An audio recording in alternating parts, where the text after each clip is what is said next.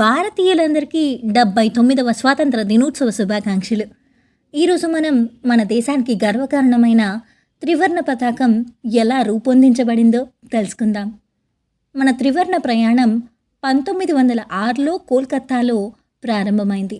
1906 August 7 కోల్కత్తాలో ఆకుపచ్చ, పసుపు, ఎరుపు రంగులతో కమలాలు, సూర్యుడు, చంద్రుడితో ఉన్న మొదటి త్రివర్ణ పతాకం ఎగురవేయబడింది. తర్వాత 1907లో బికాజీ కామా ప్యారిస్లో వందే మాతరం జెండాను రూపొందించారు. 1917లో Balagangadhar Tilak Annie Besant home rule జెండాతో స్వాతంత్ర స్ఫూర్తిని రగిలించారు. 1921లో పింగళి వెంకయ్య గారు మహాత్మా గాంధీజీ సూచన మేరకు చెరకుతో ఉన్న త్రివర్ణ పతాకాన్ని రూపొందించారు.